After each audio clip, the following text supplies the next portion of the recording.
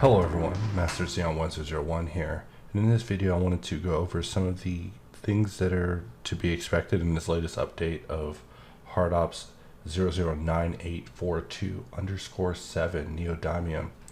In this release you can expect improvements to add camera, radial array, the new option to plane, bevel improvement, step has been rebuilt finally, additional icons, Alt-V, in addition to sharpening improvements.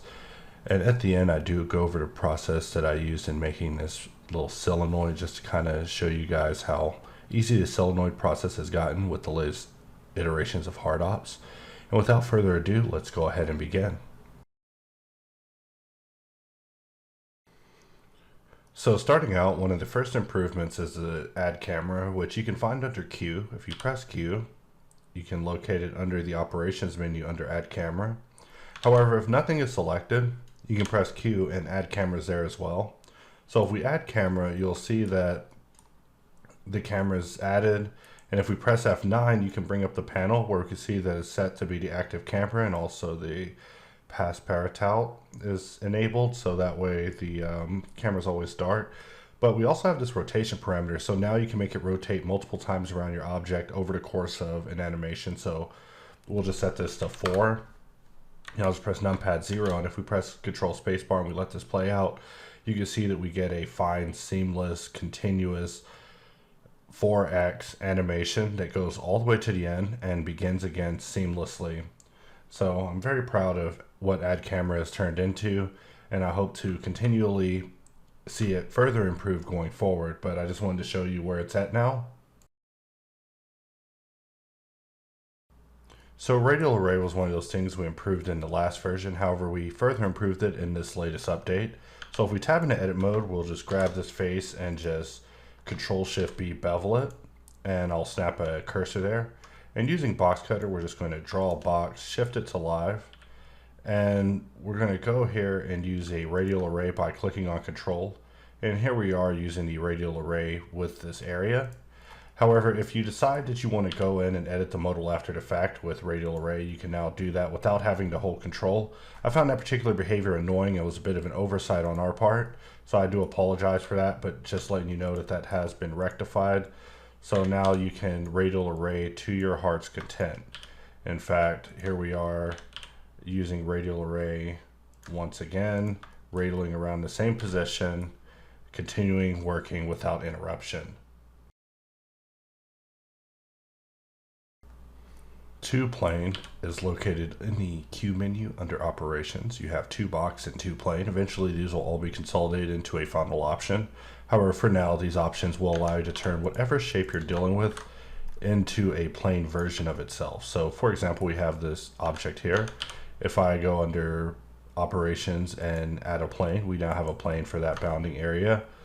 We could have it here where I can then press Q, bevel it in 2D, add solidification on it, add more bevel on it, mirror it across itself, and just continue on.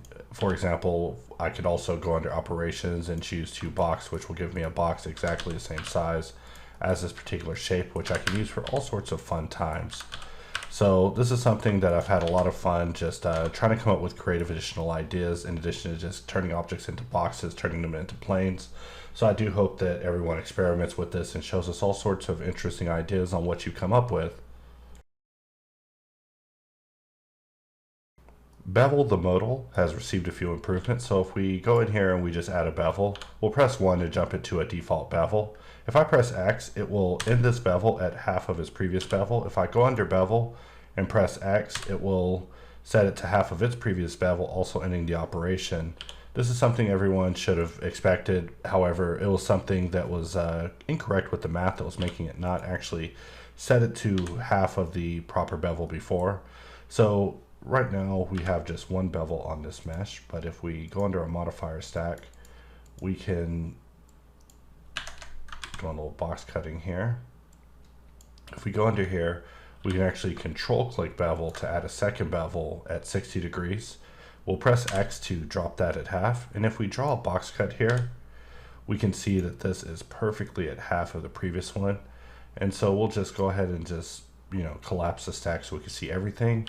And if we control click bevel again, press X, we leave it at half of the previous value, making us able to step through cutting non-destructively a lot easier. So here we'll control click bevel again, press X to drop it at half, and now we have another bevel here. Actually, it didn't add it that time. There we go. And now we have a bevel at an even lower level. So this, of course, is a balancing act where one wrong move and the whole mesh will just go kaput. However, I do want to show that we have been putting some work into making bevel work stronger going forward prior to our next big thing that we're going to be rolling out pretty soon. But now bevel properly sets your value to half based on your previous value if wanted, and also can set it to half of the current value if that's also desired. Step is one of those things I was actually preparing to remove because we actually had transitioned that behavior to be underneath Smart Apply. In fact, if we hover over Smart Apply, you can see that alt clicking it would have actually done the classic step behavior. But just to show that we still actually have step here and we've did some improvements towards it, we'll press Control tilde and set workflow to be wait, which means that if we were to control click on this and press F9 to go to C#, we could choose to add a bevel modifier, and we'll just make that bigger. And if we press Control tilde, we'll see that this bevel modifier was added as a wait. So we'll give this about 8 segments, should do us good. And if we wanted to step this, I'll press N and open the N panel. And we will just go under operations, hit step, and you can see that a new bevel has been added with the other one here at 50%. So now we have our bevel, and it's not going to show the bevel on the cut because we're currently in a wait workflow. However, if we go in here and we control click sharpen, you can see that this area has now been applied and thus has been sharpened by bevel itself here. So we can actually go under here and step it once again, which puts it at another level. And then if we drag another box and just do a bool cut, we have our boolean set up for us. And when we control click it, we've actually stepped it. So right here, you can see that the bevel actually caught an edge that wasn't supposed to. We can press Alt V and turn on wireframe in order to look at the wireframe and really troubleshoot this. But we don't want the wireframe to show us beveling the bevel. So if we press F6 or F9 nowadays, you can bring up the sharpness panel where we can actually change the sharpness angle to be 60, which will prevent this from actually getting remarked, which is what we definitely do not want. And we can actually continue to adjust that last level of bevel. Of course, everything you're seeing here is fully destructive. So every time we're walking through a level, we're actually destroying the previous level on its apply. So if we go here and we hit step again, we've actually applied everything here. And so nothing is live, but that means that the next cut we do will actually be stepped inside, just waiting for us to C# by control clicking sharpen in order to go in and adjust the individual bevel level on. Special care was taken to make sure that bevel got gradually lower as you worked in this process. However, this is a restoration of the classic step workflow for those who needed it. However, this is something that I feel has been antiquated in 2.8. But when it comes to specific objects, like say you're modeling a robot arm or a helmet, then you're going to probably want to be working in the wait workflow. But if you're just having some fun, you may want to work in angle, where step has also been enhanced. If we go here and we just add a bevel and we bring up the in panel and switch it over to be modifiers, we can see what happens if you add step when you're in non-destructive angle mode. It will add a second bevel modifier. So if we go in and we do a cut, you can see that this cut is actually being sorted before the second bevel because of the way that our sorting system works. So you can see me here adjusting the bevel. You can see me scrolling to the first bevel, scrolling to the second bevel by shift scrolling to adjust the segments on each of them. And if I want to step this again, I can just go here and just step. We'll collapse the stack here so we can see everything. And you can see that I'm able to non-destructively work here without having to destructively apply anything. And I could just keep stepping until the cows come home. Of course, I can only continue stepping until I begin to run into geometrical limits that become, forceful allowances that I'm trying to get to let me through as I work through these bull madnesses. However, this is where we are with the whole bull game in Blender 2.8. So as updates come along, things get stronger and stronger, but there is no doubt about it that our work is never done. So I'll just raise that first segment to 12. I always like my big bevel to be at 12. And just for fun, let's go ahead and step this one more time and draw another box here. And we now have a super duper micro bevel. And I've also debated on just turning on clamp overlap in order to truly limit you. But I feel that doing that would actually result in more user complaints, because a clamp bevel is just no fun at all. It just clamps way too hard too soon. And by leaving it unlocked, you can actually get a little bit farther, even though you're possibly causing geometric issues like we're seeing there. However, we'll just go ahead and just step it again, which anytime you have a small issue, it's going to just be multiplied whenever you step it.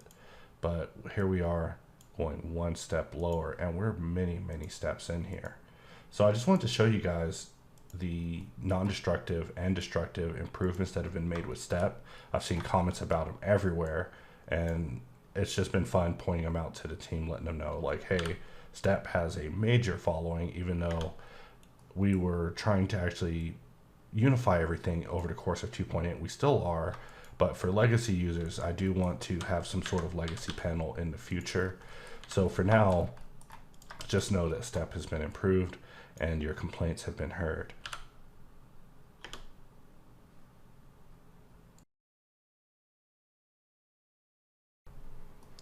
So hardops in general has received a few improvements. For example, there is a bug under the tooltip for edge split where it would say something about weld. That's been fixed. The menus were kind of lacking in the icon department, so we've started taking efforts into putting more icons on the tools. However, I've been taking personal efforts towards actually cleaning up the menus, so you might notice the menus changing a little bit over the course of the versions. However, I do plan to clean them up in order to help make room for the workflows that I want to add. But in the meantime, I will continue to try to make them as streamlined and efficient as possible, while also making sure that users are able to follow our previous tutorial content without issue. In addition to that, I also mapped a image of the viewport onto this cube, because under the Alt V menu, there's now an option for solid texture toggle, which will let you now toggle texture mode in the viewport and toggle it back off in the event that you're needing to model using previous textures that are on a model, like you see me doing here. Right here is kind of a nonsense scenario, but it's there for you. Other things is that under sharpen, the tooltip for weighted normal has been added, so that way users will know that if you're working and you say have a bevel on here, let's actually get this out of textures view, and you start running into shading issues, which I find to happen kind of fast. Like right here, you can just alt click sharpen and it'll add a weighted normal on the model, just kind of helping you continue to make it through without running into those pesky shading issues.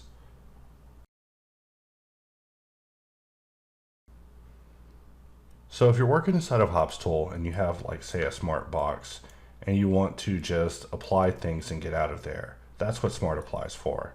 For example, we have our smart box here, which is in here with box cutter, just doing some cuts, you know, the usual stuff, H and wireframe mode, because 2.83 is making the shading look a little different at the time. But we're just cutting things out, and here we are with our box in Hops Tool. And we can still modify things as well and just have some fun here. However, for the most part, we are ready to apply things and actually get out of here. I mean, we can, of course, play with the dots, but Smart Apply was intended to be kind of an escape system for users who are wanting to, say, just get this stuff out to another program, because you probably don't want all these modifiers on there whenever you're trying to dice and deform it, right? So that's what Smart Apply is for. So if you press Q and you go under Smart Apply, it will actually apply things just like you would want without applying the last bevel, which would add a lot of geometry, and the weighted normal, which will force normals onto your model, which is something that normally we don't recommend. So I'll press Control Z and actually undo that so we get our model back the way that we had it. And another interesting thing about Smart Apply is if we Shift deduplicate, you can hover over Smart Apply and you can see that there's actually a shift click mode where it actually does everything that left click does, except the opposite of leaving those modifiers behind. It actually takes them away. So if we shift click that, we've now applied everything, and so we're just left with this model. and we'll just get in here and just do a little bit of cutting and separation. And right here, we'll just insert a cube. And under Boolean options, we'll choose intersection, which will leave us only this. And we can actually select these corners, bevel them, select the whole shape, press Inset, and press Q, go under modifier S for solidify, and just press 2 to push that both in and out. And just like that, we've created a quick plating. So it's something that I'm still working on. However, if you do want to experiment with it, just know that that's something under Smart Apply that you can experiment with. Same along with converting a face into a curve, which we have our plane here, and I'm just going to bevel it. And if we go under Smart Apply and just control click it, you can see me convert that into a curve, which is also useful. But Smart Apply is something that I want to actually take on the work that C# can. C# used to specifically apply modifiers and allow you to continue. Smart Apply, I want to continue that, but I want it to be smarter than C# ever was. C# was basically supposed to be an extension of Sharpen. However, it became this beast of its own and became harder and harder to keep within the same ray as Sharpen. So as a result, they've been simplified and consolidated, what Smart Apply being basically carrying on where C# left off. And so right here you can see this whole model full of modifiers. We use Smart Apply, no holds barred, applied everything, and we can still just get in here and just start cutting. In fact, if we want to get real hops with it, we can by just bringing in this, selecting these two,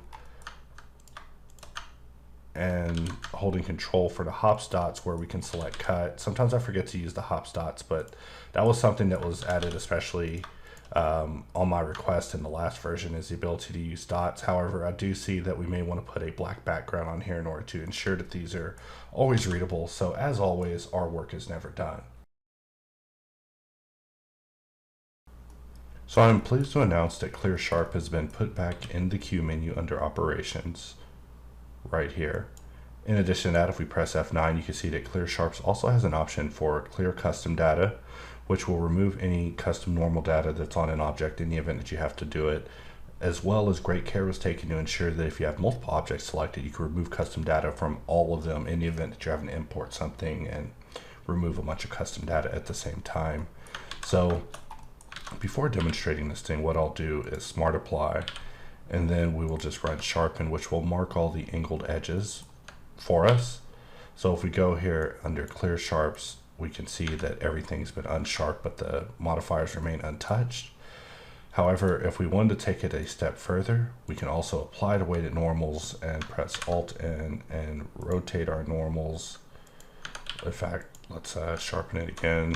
Alt-N, rotate our normals. For some reason, it's just not going to let me.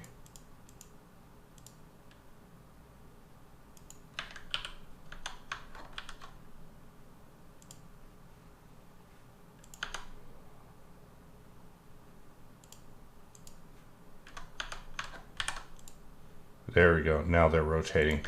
I don't know why I'm having to mess this up intentionally just to show a point, but case in point is you can now press Q, go under Clear Sharps, and this is what you'll get if you clear your sharps without clearing the custom data. When you click on Clear Custom Data, now you have a neutral mesh, right as grain for you to mess with. So with that, we are done. So I figured I'd end this video talking about solenoids. I mean, you know, I've done a bunch of videos on solenoids. Why not end this video talking about solenoids, like our official test asset? So I'm just going to delete that cube, and we're just going to just have some fun here. In fact, I should start off in 2.82. All right, here we go. I got Blender for Steam right here, and this one's been updated to be the actual official latest version of Blender. So we'll just open that up, and so my prefs are going to say left click, search, and save new settings, and I'll go ahead and fit this to fit inside a view. You can see Batman as my wallpaper, and we'll just stretch that to fit real quick. Looking good. So we'll go under preferences here, add-ons, install. And we'll go ahead and install two of my favorite plugins. First, hardops, the latest version, _7. And we'll enable that. Sometimes it takes a moment, but you definitely don't want to click this too many times or else you may get an error. And we'll go ahead and install box cutter, _18. And just get that thing enabled as well. So now let's just go through our settings here, just setting up things that I'm used to. Under theme, I like to go under 3D view and make my object selection something else. So I've been making it blue, but you know what? I'm feeling green nowadays. We're just going to be green. Just like that, I've changed. No longer blue. Green team, guys. You know, I'm one of y'all now. So if we go under viewport, we can set our multi-sampling up because I got a 2080 in here. So I want to experience the heat. And I finally am on a new computer as well. Under add-ons, I want to at least make sure that edit mesh tools is enabled. I love that thing. In fact, if we go through our add-ons, we can just make sure, you know, I love snapping pies. You may not have snapping pies, but it is available online if you are interested. Just the way that I prefer to snap. And we're just going down here, locating loop tools, F2. And I'd love to enable decal machine as well, but for purposes of this demo, we'll just keep it simple. And under system, we'll make sure to enable everything possible here. Under save and load, under recent files, we'll set that to be 30. Timer 0, auto run Python scripts. This is essential. I don't like a save prompt whenever I exit, but we'll go ahead and enable that or disable that. And when I close preferences, everything's going to be saved. So I could press Shift H and that will do it. So if I were to save startup file and exit, you think it would load up exactly like that next time? It's not. This is going to be on another freaking monitor up here. So that's just life. So what I like to do is actually lower this thing down and lower it down enough. You know, this is for multi-monitor setups, guys. And then save my startup file. And then from there, next time I launch it, it should at least be in a reasonable location. So, I mean, Blender, that's as good as it gets right there. I got a little bit into that last video, actually forgetting that we're going to do a solenoid today. So I'm just going to take this cube, delete it. We're going to Shift A, add a plane, press 1, look at it from front view. And we're just going to go ahead and bisect this thing. So Hops actually has a bisect feature where if you shift click bisect, it'll turn yellow, and that means whenever you click it, it'll bisect it in half. So whenever it comes to analyzing what the workflow for this has become, I do feel that it is definitely improved on the solenoid front. So hopefully you guys are actually having fun getting in here modeling solenoids, even though Hops is ever so changing, because, you know, I never intended this to be the final version of an idea, literally just an iteration of an idea over the course of us attempting to perfect it. So Hops is never a finished product. So right here, what I did was I selected a vert and then control clicked mark, which will actually bevel a single vert, and we'll just bevel that. And if we press Alt V and take a look at this, this is what we got on our wireframe. If we press Alt V again, we can look at our face orientation. This is what we have here. So far so good. We can actually control click bevel to add another bevel, which we can have just work this top here. However, the resolution here isn't really the best. And solenoids aren't really supposed to be a difficult thing. They're supposed to be kind of a tool test. You know, previously I had people testing with cubes. I felt solenoids were like the next level in testing. We'll keep wireframe on just so we can talk about it for a moment. And one of the first things I want to talk about is topological control. We could actually get things under control by just adding a decimate modifier, but that's only a limited type of solution. I mean, the next thing after that would be to use a modifier mirror and actually mirror it to the bottom, and then we have this control line right here. But let's actually undo that. So I am a big fan of actually controlling things using other geometry, because you can, you know, force geometry into other geometry on the boolean. You can cut UVs into things, you can cut materials into things. So right here, I took this cube, moved it out, used control numpad minus to boolean it in, and now we have this cube. So if I were to put an edge loop in the middle, now you can see that edge loop is cut into the cube. And so we'll use these edge loops going forward to just kind of simplify our work and just make it easier for us. That's a little bit easier than the previous workflows that were shown. But, doing these solenoids over and over has kind of shown me quite a bit, as far as right here, I'm going to press Q and Control Shift click in order to add an additional bevel, but I'll press X to drop it at half. And so while we're talking about this, we're now cutting at a different level of bevel than the previous levels. So let's just test that out. We'll bring in this cube. And keep in mind that, while this is kind of a non-destructive workflow, it isn't really a non-destructive workflow like in the sense of the word, because adjusting things is really not optimal.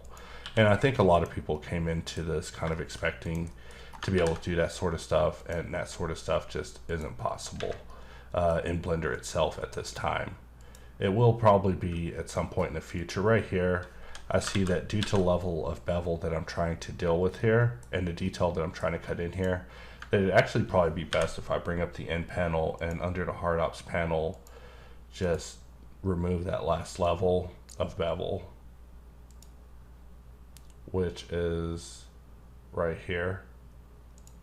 And so if we do another cut, it will actually be promoted to this level. So just to show that in action, we actually just went in and deleted a bevel modifier, and you can see my stack here as I'm goofing off, and you can see that every level of boolean that was pending at that point has been promoted to the previous level as a result of us deleting it. So sorry to quote Toast of London, but it's not rocket science. Just kidding. But I'm not trying to create a tool that's like mysterious and hard to use.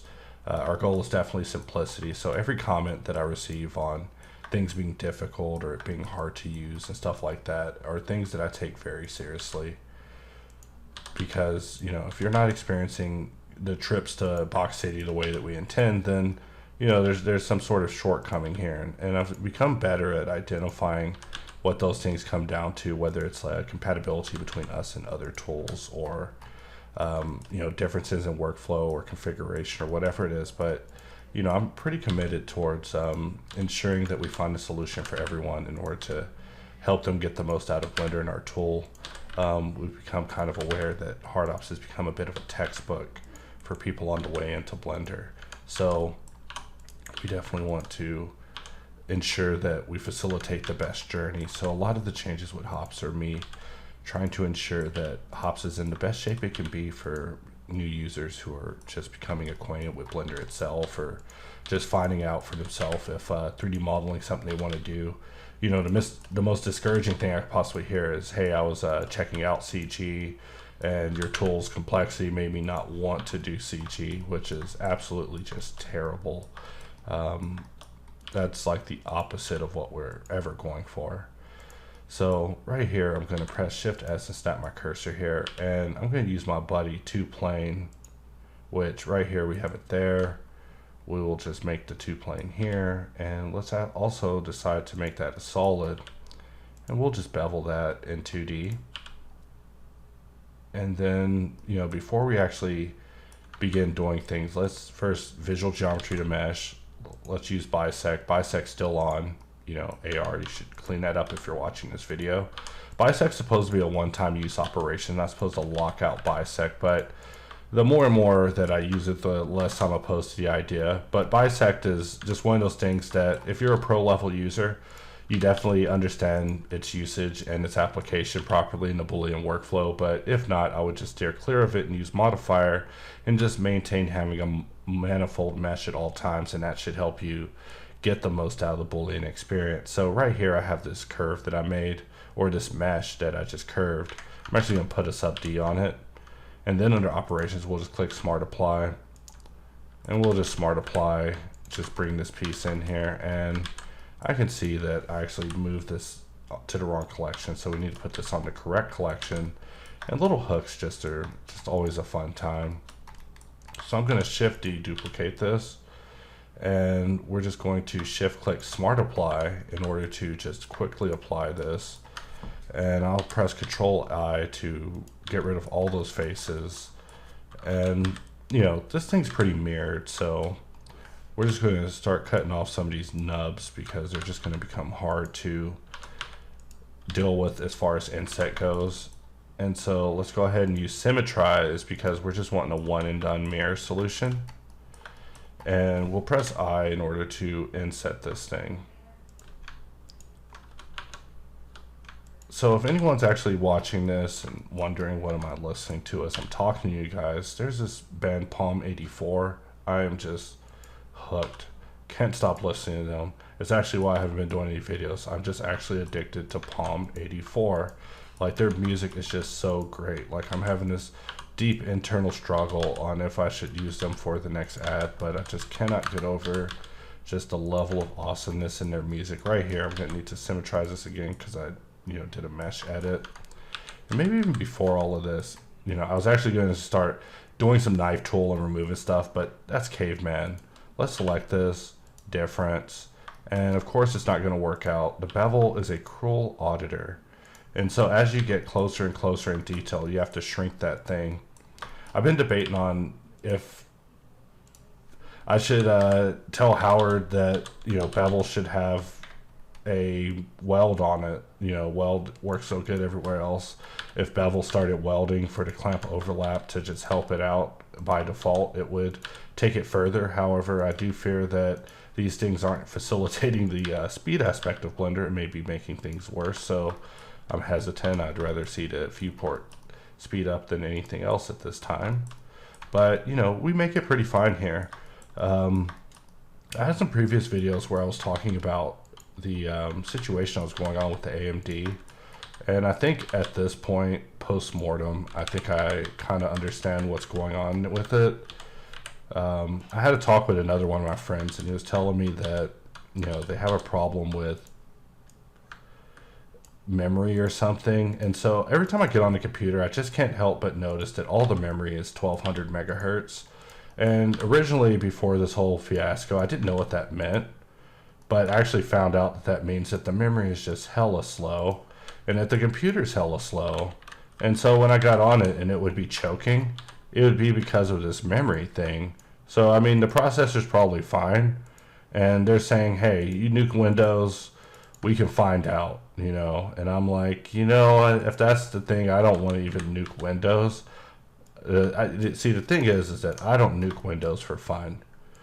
You know, I set up my life on a computer. I start installing Blender, start setting up my Dropbox, start setting up all my configurations, start setting up all my documentation and screen capping and just workflow for living. And I'm not trying to really erase that and put it back. So I've been looking at like getting some sort of network drive to start backing things up on the cloud. I mean, not the cloud because you can't trust anything online, but something in-house. But the thing about that AMD computer in retrospect is, you know, now that I'm not using it, that thing is the greatest render computer ever. So much that I want to like do some stuff about making like an in-house render farm, because I have that computer and then I have this other computer on top of that's sitting on top of that also failed me once ago and has now been fully repaired. So it's got all these computers capable of rendering. So pretty soon I'll be showing y'all some of the things that I've been doing with all this additional computing power. But I feel like at this one moment in time, finally, I'm actually getting my worth out of the Threadripper. So you've probably been watching me just destroy this cube. Like, hey, what is this guy going to do? Some of you guys in the audience, you know, you're already holding up signs. You're like, he's going to do it. He's going to do it. And yes, you're right. I'm going to Control A, Visual Geometry to Mesh, Mesh Tools, Dice, and we're just going to dice that thing. And dice worked out. And then we're going to twist 360. And let's roll it in. Is this the type of twist action that we want? And so we press Alt-G and rotate it twice. And we can actually go back into twist 360, press D, and begin modifying the displacement amount. And with that, we've put a really interesting frill on our Solenoid, guys. Hashtag, just kidding. I'm not John Oliver. Just making up hashtags every video. keep it hops, please. I love seeing everyone use the hops hashtag, especially when it's not a support issue. You know, when people are just like loving hops, you know, greatest stuff ever. It actually is used to motivate the team. So I'm going to select the back of the cylinder, and we're just going to bring it out. So I apologize for the... Where did I go wrong? There we go. And the cool thing is we can just extract this and put it on the other side. I mean, we could mirror it, we could do all sorts of stuff, but we're probably going to get more random. I mean, we're just here chilling in this video, right, guys? Like, there's nothing else I actually have to do. I mean, there's a lot that I have to do, but sometimes you need to just take a break and make a video. So we're just going to bring this circle out after rotating it. And if you watched my previous solenoid videos, you know what I'm going to do. I'm going to take these verts, remove them, grab these two, E, S, and you know, we'll grab these hot little corners here and Control Shift B. We don't need to give them a lot of segments, because we're going to hit it with Control 2, hit it with 2 levels of sub D, and then Control click Smart Apply in order to just quickly turn that into a curve real quick. I actually was going to come in and make something a little bit more sensical, but I don't know. I just have too much fun making things that are just nonsense sometimes. So cursor is selected, and also every time I deal with a job, they always want it based off of pictures. So in case you ever wonder why I don't do a lot of modeling reference image stuff, you know, that's pretty much every 3D job ever is modeling 3D references or something to deal with references or remastering or something like that. Like, hey, make it look like this, or, you know, they show you a brief and it's pictures you recognize. So, you know, I like to keep it random and always be trying to think of something unique. So with this curve, we're just going to just insert a box, just a little happy box, Q. We'll shift click on this to use array, and array is real sensitive. I've been complaining about it a lot internally, and I hope to get something done about it. Everything is going to be undergoing massive changes, you guys. So I mean, if you have complaints now, you will definitely have complaints going forward, but you know, it'll definitely also be getting better, more congruent, more simplified, more consolidated. So, you know, there will come a time where you may be looking at old tutorials. Why are you looking at old tutorials? And just notice that things have been simplified quite a bit. And a lot of it's based off of user feedback. Like, anytime people begin a dialogue about a particular function or feature, that inspires us to... So right here, I want to put a bevel on this, but I need to apply to scale. In fact, let's go in local mode and let's apply to scale. You know, we're min here. Let's put a bevel on this, and it's fine. So I don't know what's going on there. It was acting like it was about to freak out. I was about to get down and give you guys an explanation on something. But this latest update of hops was kind of minor. However, there's a lot that's going on under the hood. And there's a lot that's going on that's yet to be revealed. There's additional team members that we have never talked about, that their work is still just being cooked, just so great, because we want it to be something that you guys will remember. You know, by investing in us and trusting in us to show you guys a good time. I want to show you guys the best time. So we'll shift click that, Alt X, mirror that to the other side.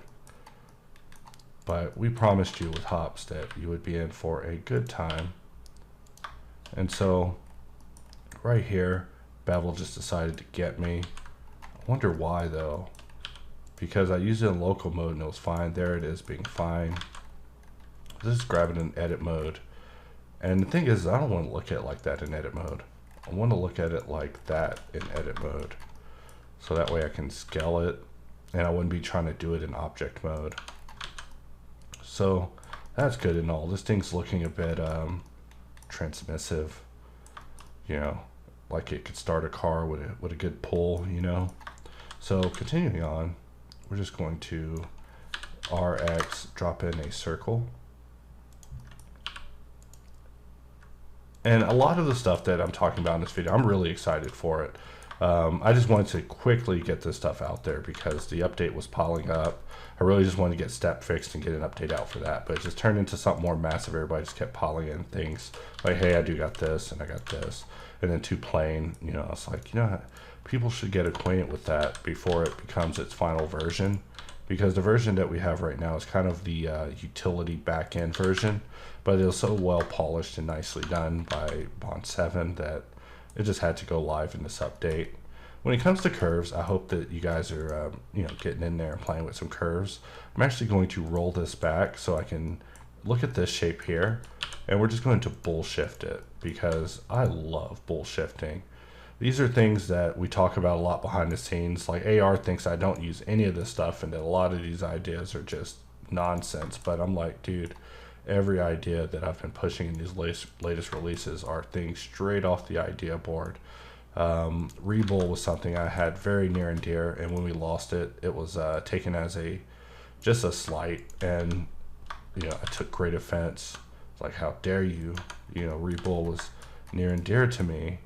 You know, how could you take Rebull? Because there is no replacement, and that's one of my big policies, is that we can't remove something without replacement.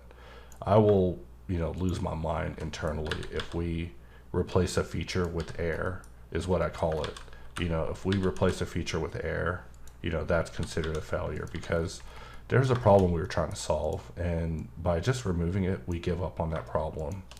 So, you know, even though step, you know, I've been trying to really emphasize that step has been changed over the course of several versions to basically be taken over by other things and to become more of a formality instead of a system. That's why when you step, it's no longer going to turn blue. That's for bowl shapes. Bowl shapes are the only thing that's going to turn the logo color. So the S status system is something that I want to reevaluate and bring back in the future. In fact, AR presented a replacement idea for it today, which surprised me, especially with the amount of passion he showed for it. It's quite unusual for him. But I definitely think that we can do something better going forward. And so, I mean, when it comes to the menus, right now I'm just working on kind of the defaults of what will be this next version. However, I do want to have a customization system in place to just make it easier for users to set the queue menu to how they would want to be, and then maybe even dial it back to the way it was in previous tutorials. So this is something that I'm still plotting out. I mean, these things do take a little bit of time, especially because once I start throwing them to the coders, they're like, hey, this BS doesn't make any sense. You're wasting my time. And they start losing confidence. You really don't want those sort of situations happening. So, you know, you got to be confident in your plans. And that's why user input's important. The comments that I receive from you guys helps guide this product onto its conclusion. And so I do look forward to what y'all have to say about this next release and whether or not you enjoy it or if it goes down as one of the greats. However, to me, it's just a further iteration on the improvements that you had before. And so we'll just hit this with a blank material and just take a quick look at this and see what we got in the material lottery. And that material is kind of boring, so we'll give that one a blank material. What's with all these boring materials? All right, let's actually slap the principal a couple times. That one's good. Let's hit this with a blank material. And so the thing about blank material now is it does have a cleanup system where if there's materials in the background that are just not important, you can actually now remove them, which is very important because that was one of the things on the to-do list. I didn't remove the internal face on this piece here, so let's talk about that. So what I can do is just go and look at this in flat mode, do a box draw, and we'll just remove those faces, and we'll just symmetrize to the other side, making that an open face, and now everything will merge correctly. So that's one of the things you definitely want to keep in mind when using dice. But dice is just one of those things, you know, we always create things and then there's like a massive thing around it, and then in the end it's just you know, one of our mainstays. So I'm pleased to say that dice is just one of the boys now. We just use it in passing. Nothing fancy about it. No reason to revisit it, except that internally I will always say that dice is nothing like what I asked for, and I still want the version of dice that I asked for, which is more of a Python tool. So we may be still going towards that in the future. I do want to create a few additional tools of that style. However, we do have to kind of clean up hops a little bit more. So, you know, before we can expand, we must, you know, make sure that when people use our tools, they're not just blinded by menus and just scared of things, which is something that I saw as a popular comment, is that, you know, it's just menu mania, just too much hotkey. And so, I mean, everything's under Q. Even all the material stuff is under Q. You may have to go under mesh tools and use it there because, you know, you're supposed to be using Alt M for that. But, and also Alt M, I have so many ideas for it. I actually dropped a handful of tasks related to it today. I just love being able to click it and just choose a better material. I'm going to convert this to a mesh, and we're just going to draw a box around it and just cut that out. And, you know, we're just not going to talk about what happened there, all right?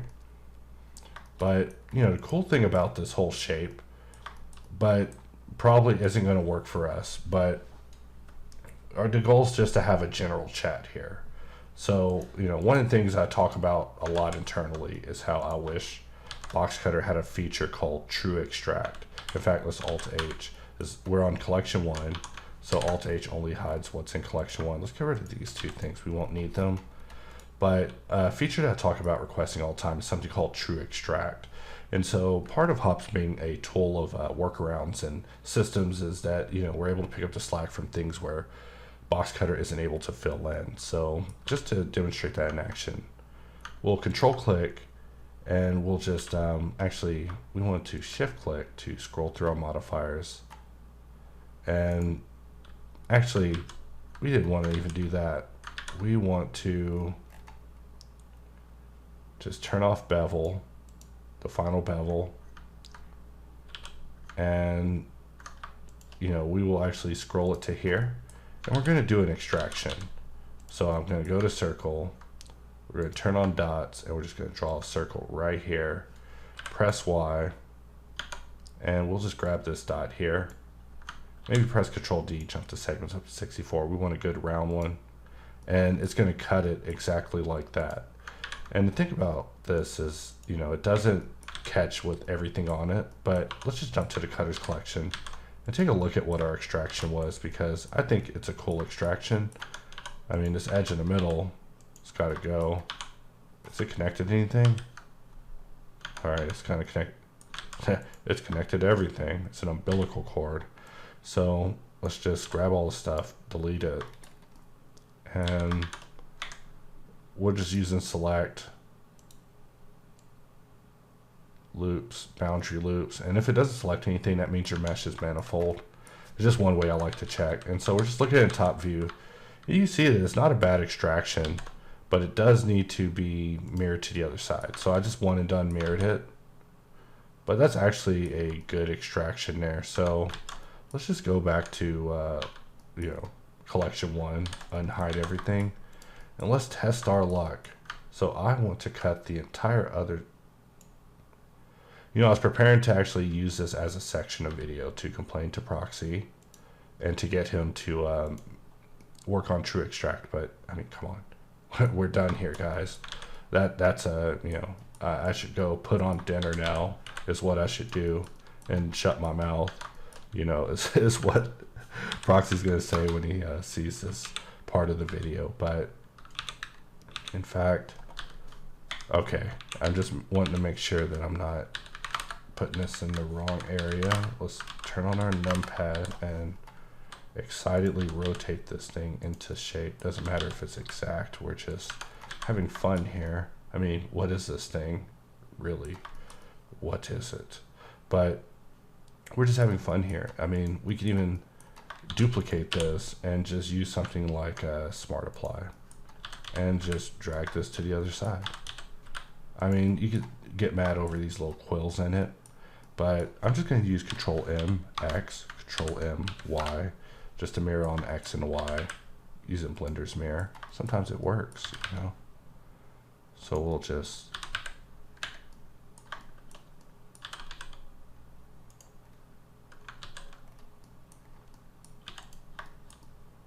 maybe that piece didn't go there. No, these pieces totally went there. What am I talking about? Sorry.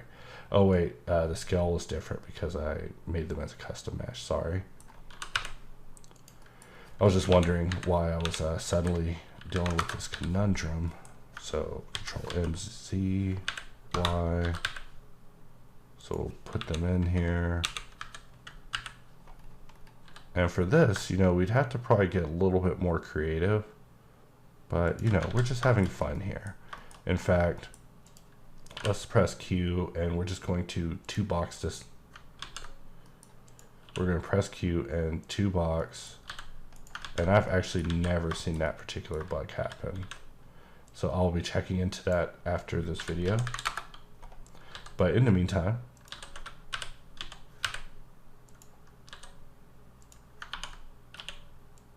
we're just going to sharpen this cylinder with subdivision. And that will give us the form of our cylinder. And we'll use that to slice this. So slash. And this piece que vamanos. A little Spanish for you today. Master Xeon, Spanish instructor. And now we have our other side set up. So that will wrap up our demonstration of the solenoid today. So if we want to continue to have fun, we can duplicate this, Control A, visual geometry to mesh. We'll just grab this loop, Control plus to just grow this thing. We'll Control I and just delete those vertices, and Q modifiers. I like to actually press S when I'm hovering over this menu to just jump into solidify. And we'll press R to make it only rim, and that will allow us to bevel it good and nice. And whenever the bevel's not working out, A, just press A. That's what it's for. And it'll make things all right. So now we can actually select this, give it a blank material. You know, if we look at it render, we can see what it is. That's actually a pretty good blank material right there. So I'm liking what I'm seeing. Of course, if we go into render, we get something like this.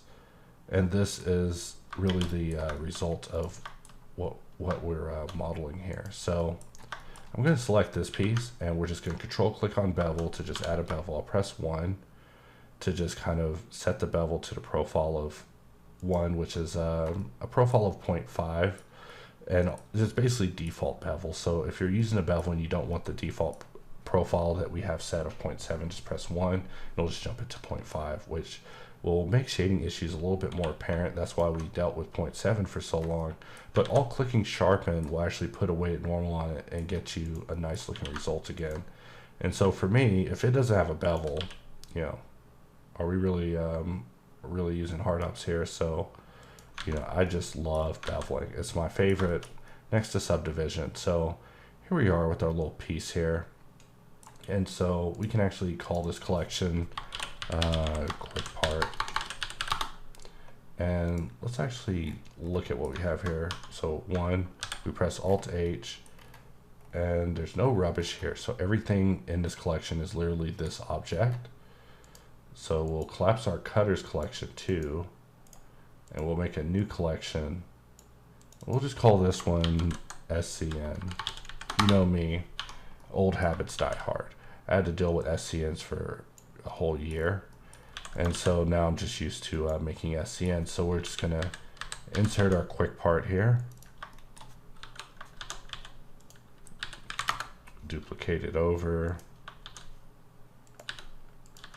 duplicate over here, RX90, and we're just stacking these things up, just going for a fun little result here. Nothing serious. Of course, it's up to you to get more creative with this, but just wanted to do a new spin on the solenoids. Get what I did there? People come to me for all your terrible humor. Not that F Jerry guy. You know, I don't follow him. Mainly because that's my name. I take great insult at expletives and my name being page titles. So just continuing on here, just rotating this stuff into place.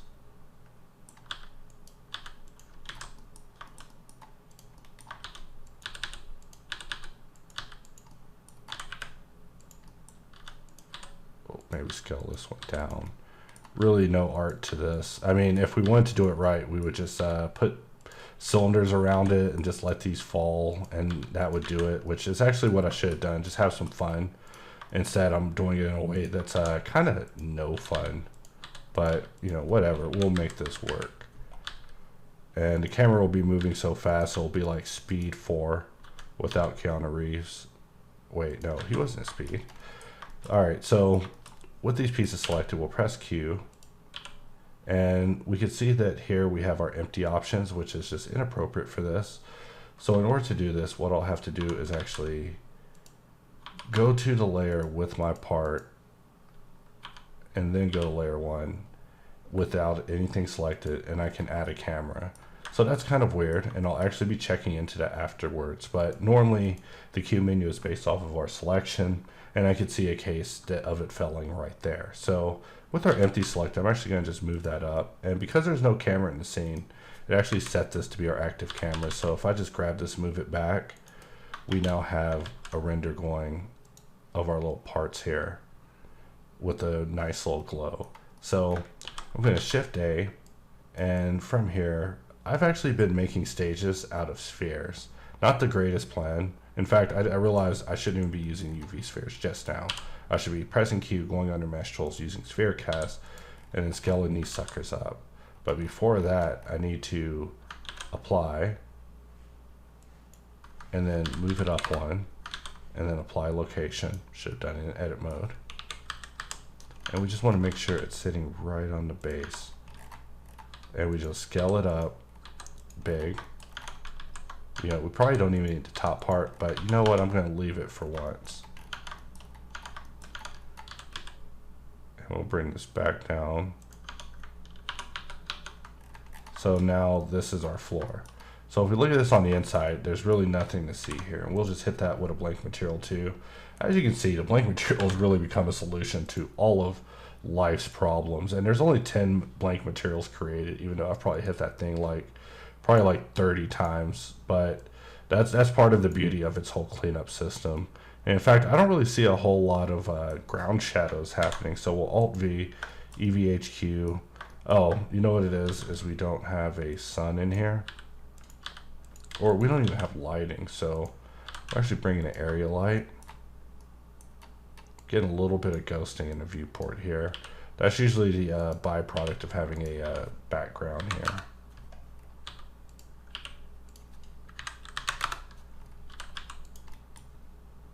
And we'll jump into rendered mode where it's just us and these lights.